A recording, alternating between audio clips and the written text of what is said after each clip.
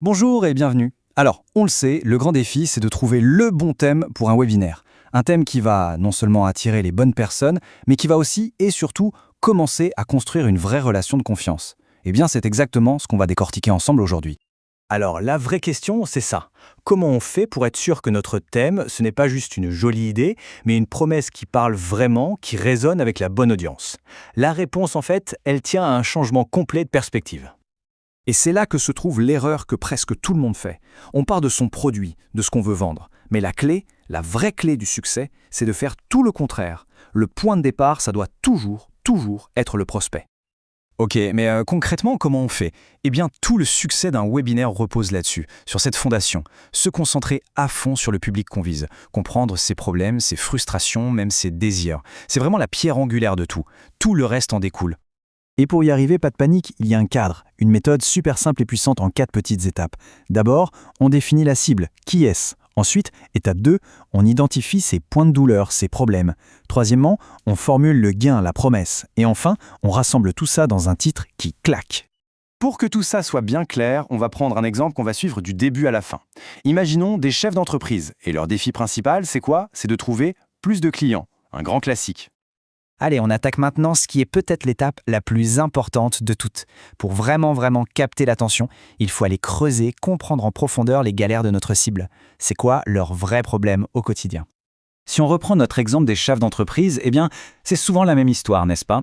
La prospection digitale, soit ils ne savent pas comment faire, soit, soyons honnêtes, ils détestent ça. Ça leur bouffe un temps monstre, et pour quel résultat? Souvent, pas grand-chose. Pas assez de clients, et à la fin du mois, pas assez d'argent. Voilà. Ce sont ces douleurs-là, bien réelles, qui sont notre point de départ. Ok, une fois qu'on a bien mis le doigt sur la douleur, la question qui vient juste après, c'est « et la solution, c'est quoi ?» C'est ça l'étape 3, définir le gain. La promesse, en fait, ce avec quoi les gens vont repartir concrètement. Le gain, c'est le résultat tangible, le bénéfice qu'on va obtenir. Pour nos chefs d'entreprise qui galèrent avec le temps et les résultats, la solution miracle, c'est quoi? C'est d'automatiser leur prospection. L'idée, c'est d'utiliser toute la puissance du digital, des outils d'experts, pour que ça travaille pour eux, en pilote automatique. Et on arrive à la dernière étape, le grand final, là où tout s'assemble. C'est maintenant qu'on prend notre cible, sa douleur et le gain qu'on lui promet, et on mélange tout ça pour créer une seule phrase qui percute, le titre. C'est un peu la vitrine de tout notre travail en fait. Regardez, ici, on voit la mécanique super clairement. D'un côté, on a la cible, les chefs d'entreprise. Au milieu, leur douleur, cette prospection qui leur mange tout leur temps. Et en face, la solution, le gain, l'automatisation, et on précise même avec quoi? Avec LinkedIn. La logique est imparable, non? Et voilà ce que ça donne. Prospection automatisée, mettez LinkedIn à votre service. Ce n'est pas juste un slogan marketing qu'on a trouvé au hasard, non, c'est le résultat logique de toute notre réflexion. Ce titre, il parle directement à la douleur de la cible et il lui présente une solution qui est à la fois claire et super désirable. C'est simple, c'est direct et c'est terriblement efficace. Et une petite astuce en passant pour appliquer cette méthode.